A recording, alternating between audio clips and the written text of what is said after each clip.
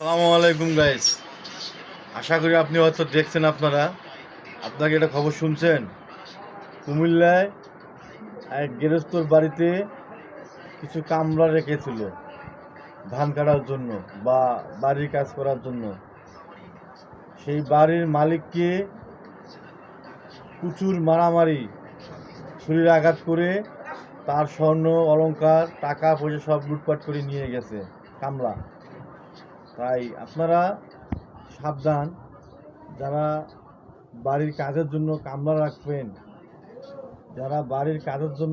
রাখবেন, বা ক্ষেত কামারের জন্য কাজের লোক রাখবেন, আপনারা অতি সাবধানে লোকজন রাখবেন। আজকে এই দৃশ্যটা যদি আপনার বাড়িতে হইতো, আপনি কষ্টটা বুঝতেন। যার বাড়িতে হয়েছে সেই কষ্টটা বুঝতেছে। এই ধরনের লোকগুলোর থেকে আপনারা বিরত থাকবেন।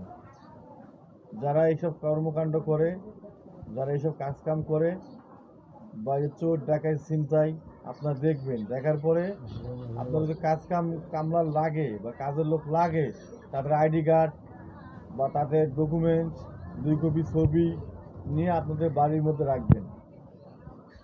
দেখবেন পরবর্তীতে তারা আপনাদেরকে ওই রকম ব্ল্যাকমেল করতে পারবো না।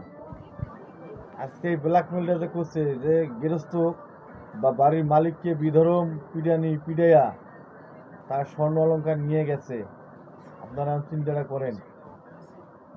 ভালো করবেন কাজ, যার ভালো করবেন সে আপনার গায়ে ছুরি মারবো।